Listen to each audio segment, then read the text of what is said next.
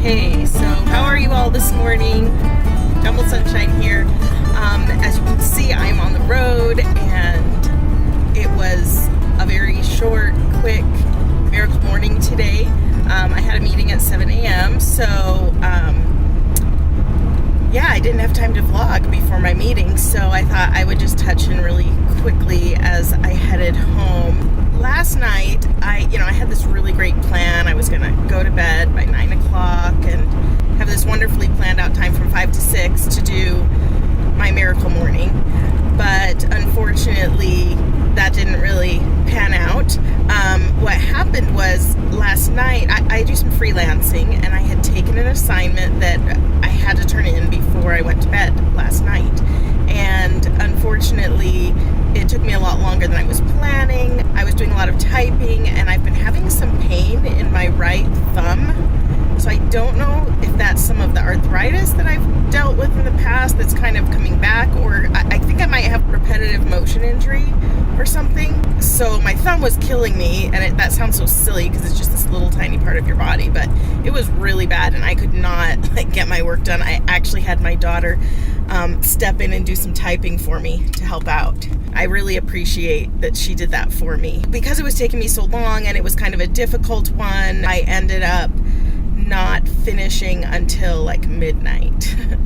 So I didn't get to bed at 9, so I was just like, oh my gosh, going to bed at midnight, I'm thinking, 6 hours of sleep I can handle, but do I want to go less than that? Is that like wise?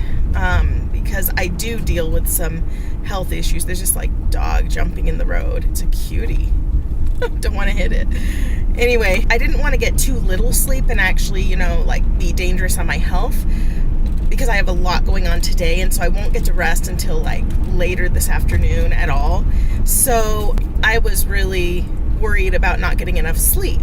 And so I decided to set my alarm a little bit later. I was thinking, okay, I'm just going to get up, go to my meeting, and then I'll just worry about my miracle morning later in the day. But then right before I went to bed, I remembered that there's these bedtime affirmations that are part of the free packet you can get at miraclemorning.com. I remembered that they had said something about encouraging you about like the number of hours you're going to get, like that is plenty. I thought, well, maybe that would help me feel a little bit more confident about the short hours of sleep I was going to get, and to feel content that whatever I got, it could give me enough energy to get through what I needed to do. And, I do need to be careful and take care of myself physically, or else I end up down for a couple of days. I don't know, I kind of needed that little boost of confidence that, hey, I can do this, I can get through what I need to do, and then I can just go back and get some rest in the afternoon and just take it easy in the afternoon. So I pulled out the bedtime affirmations, and I hadn't read them. I'd read over them on my vacation that I had right before I started doing the miracle morning consistently. Long story short, I ended up reading the bedtime affirmations, and I can't remember exactly how it went, but I read it out loud to myself and my husband, and it was like, I'm going to get up at this time, and that means I'll get this many hours of sleep, which is plenty. And then it goes on talking about how these different successful people in history got by with 6 hours of sleep. It's kind of a controversial thing, because if you talk to somebody who works at a sleep institute, they might not agree with some of these things that are in the book, The Miracle Morning, and he admits that it's a controversial topic. And I think that really what it comes down to is each person needs to figure out what works for themselves, because some people just really do need more sleep than others. And I know that as I've been dealing with different health issues over the last 8-9 years, I really have had to protect my sleep time, which unfortunately it means that I get a few less hours with my family and doing other activities, and so some other areas of my life have suffered. But if I don't protect my resting time and take care of my body, then I'm less effective, and it's even worse than if I was just getting a little more sleep. So we all have to be really careful about that.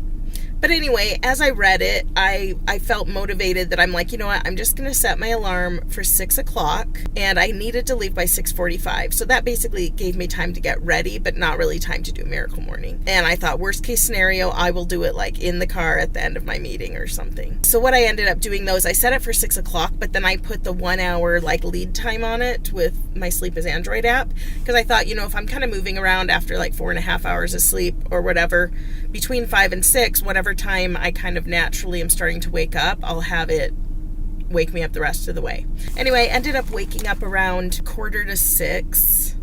Actually, my alarm went off around like 5:15, and I really was quite tired, and I thought, you know, I'm just going to do like the 6-minute Miracle Morning. So I hit snooze for half an hour. Oh no, I hit snooze. If you snooze, you lose, right? But that's what I did. The important thing really with the whole situation was just that I was dedicated to doing my Miracle Morning no matter what, even if I could only do the 6-minute Miracle Morning. And there is a chapter on that in the Miracle Morning book. So you need to do what you need to do for your life. The important part is that you remember that these things that you're trying to do every day are really important, and you just do your best to do them.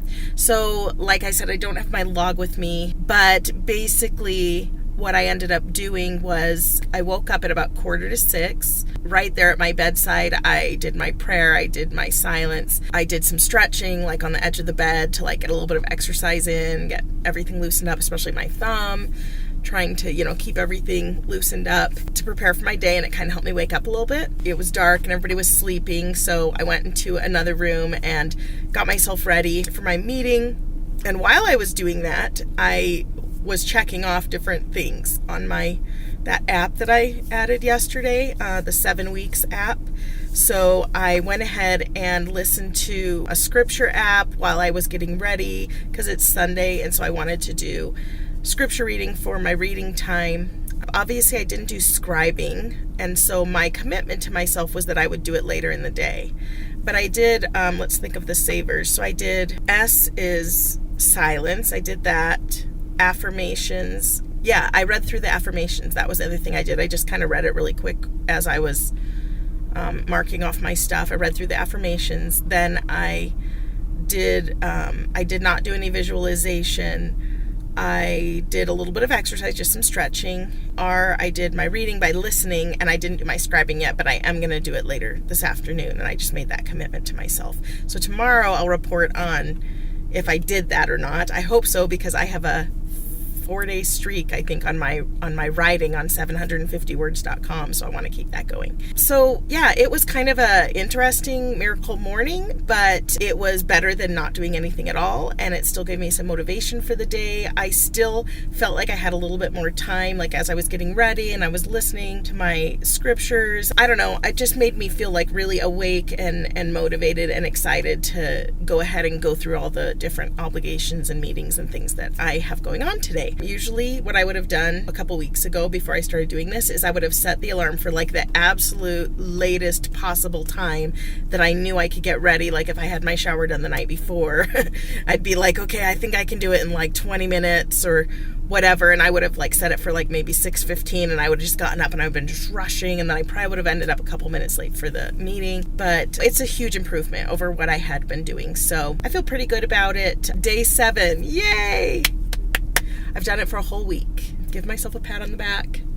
So remember to always give yourself a little bit of congratulations and be your own best friend. Be gentle with yourself. You know, hold yourself to a little bit higher standard to try and reach and stretch to be a little bit better every day. But yet when you struggle and you have things that you need to work around, be kind to yourself. I encourage you to make sure you set your goals and work on them. And even if it's just one little thing, just do a little bit on it and just try to find some way to motivate yourself. Give yourself a little bit of me time that will help you to be a better person and help your life to be better, so that you can do what I think is one of the most important things, which is turn around and use that energy to serve others and do good in the world. You have a wonderful day.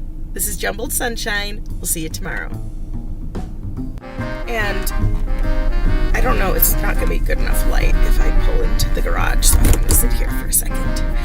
But anyway, so, oh wow, I just like tapped the screen to like change the lighting, and it looks like I'm like in this really brightness. It's funny because it's not really that bright outside today, but it looks like it. So I'm gonna go ahead and pull into the garage, and this is gonna be kind of weird, but oh my, yeah, this is not good. Yeah, I'm gonna pull back out because I don't want to go in because everybody will be like, hey mom, and I won't be able to finish. Parents know how that is, right? Anyway,